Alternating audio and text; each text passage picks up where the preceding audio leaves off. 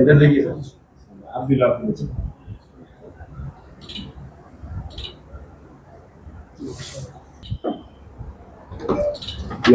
ये सलीहुद्दीन चिश्ती का जो सुप्रीम कोर्ट में एसएलपी हमने फाइल किए थे, ये 24 मार्च 2026 को ऑनरेबल जस्टिस विक्रमनाथ और ऑनरेबल जस्टिस संदीप मेहता इनके सामने ये मैटर सीरियल नंबर 2 पर ही लगा हुआ था।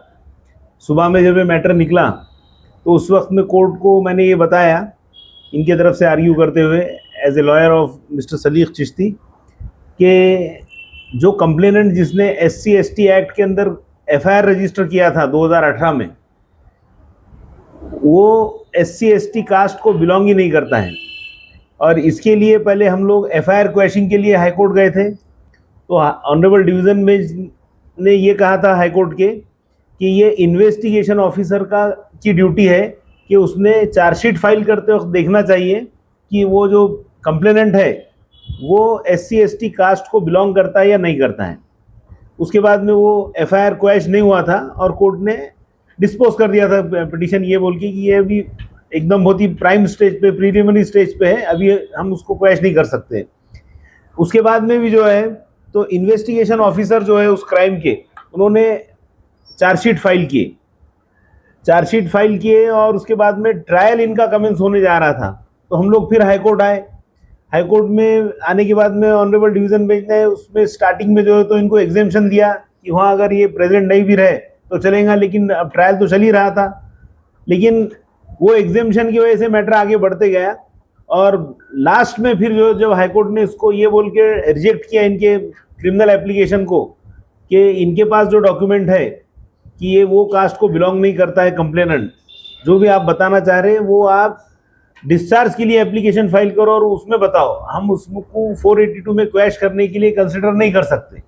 उसके नाराज़गी से सलीह चिश्ती जब बाद में फिर मेरे पास और आए और सुप्रीम कोर्ट के लिए हम लोगों ने उनका मैटर प्रिपेयर किए। वहाँ पर हमारे जो तो मतलब हमारा फर्म है एडवोकेट सैयद शकील अहमद साहब मरहूम, उनके नाम से फर्म हमने वहाँ पर बनाए हैं और उस फर्म के नाम से हमने इनका SLP फाइल किए। साथ में मेरे वहाँ पर सऊद, दानिश, परवेज़ और जो तो उज़मी वगैरह और एडवोकेट्स हमारे सब साथ वहाँ काम करते हैं।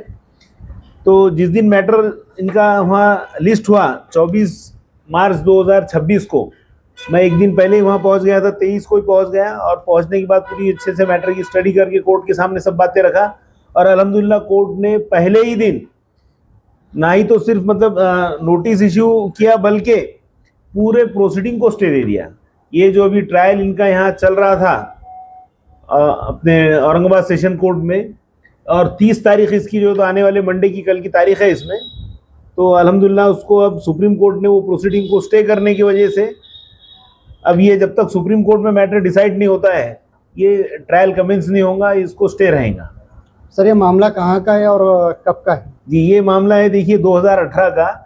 2018 में ये जो मुकुंद जादव बोलकर कंप्लेनेंट है, ये इसकी जो है तो वहाँ पर ईंटों की भट्टी थी और जो मेरे क्लाइंट है सलीह चिश्ती, इन्होंने उससे जो है तो कुछ ईंटें लिए थे क्योंकि इनका बिल्डिंग मटेरियल सप्लाई का बिजनेस है सलीह चिश्ती का, और उसको एक चेक दिए थे इन्होंने।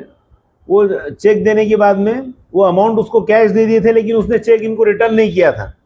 तो इन्होंने उसको नोटिस दिए थे कि भाई मैंने आपको जो तो अमाउंट दे दिया हूँ, आप वो चेक रिटर्न करो। लेकिन उस दौरान क्या हो गया, इनके जो मामला थे सलीह चिश्ती के, वो जो दरगाह कमेटी है वहाँ पर खुदामीन दरगाह कमेटी जो है ना, अपने जो दोनों दरगाहें हैं, तो इनका और उनका डिस्प्यूट शुरू हो गया।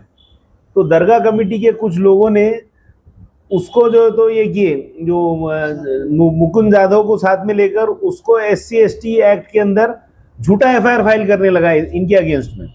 और इन्होंने वो जब इनको मालूम हो गया था कि वो FIR फाइल कर सकता है, तो सलीह चिश्ती ने एक दिन पहले या 2 दिन पहले पुलिस में भी कंप्लेन किए थे कि मेरे अगेंस्ट में दरगाह कमेटी के लोग ये मुकुंद जाधव को लेकर झूठा FIR रजिस्टर करने के फिराक में है, इसलिए ऐसा कुछ रहा तो पहले मुझे आप नोटिस करो। उसके बावजूद पुलिस ने पहले ही दिन जिस दिन उसने कंप्लेन किया उसको रजिस्टर कर लिया SC/ST एक्ट के अंदर। और इस तरीके से इनको हरेसमेंट होना शुरू हो गया, क्योंकि वो ऐसा कोई वाक़या ही नहीं हुआ था, इन्होंने किसी को किसी के ज़ात के ऊपर, कास्ट के ऊपर कभी कुछ बोले नहीं। और जैसा ही एफआईआर रजिस्टर हुआ उसके फ़ौरन बाद इन्होंने जो है तो उस एरिया का सीसीटीवी फुटेज मंगाए, लेकिन पुलिस ने भी सीसीटीवी फुटेज देने से इनकार किया, और वहाँ जो म्यूनसिपल काउंसिल है उन्होंने भी उनको सीसीटीवी फुटेज नहीं दिया, क्योंकि ये उस वक्त में वहाँ मौजूद ही नहीं थे जिस वक्त में लिखा गया कि भाई वो फर्श मोहल्ले के पास इन्होंने उसको जो तो ज़ात के ऊपर गाली दी है, और 2 विटनेस फर्जी बताए गए, उसमें एक जो तो कमेटी का ही मेंबर था कोई, और दूसरा एक और विटनेस था। तो लेकिन ये दोनों विटनेस भी झूठे हैं। इंशाल्लाह ये बात सुप्रीम कोर्ट में साबित होने वाली है। और जिस कंप्लेनेंट ने इनके अगेंस्ट में वो शेड्यूल कास्ट का है बोलकर एफआईआर फाइल किया, उसके पास कोई कास्ट सर्टिफिकेट ही नहीं है।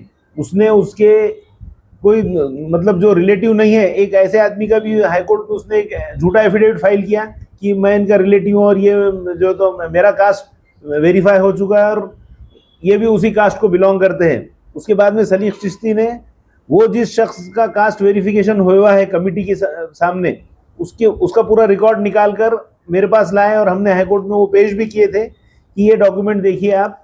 अब ये बोल रहा है कि ये जो मुकुंद यादव उसका रिलेटिव है, लेकिन एक्चुअली उसने कास्ट स्क्रूटनी कमेटी के सामने कभी बोला ही नहीं कि ये उनका रिलेटिव है बोलकर। मुकुंद यादव उनका रिलेटिव है, क्योंकि उसने जो पेडिग्री जो शीजरा जो दिया था उसके दादा चचा वगैरह का, उसमें कहीं पर भी मुकुंद यादव या उसके वालिद का नाम नहीं था।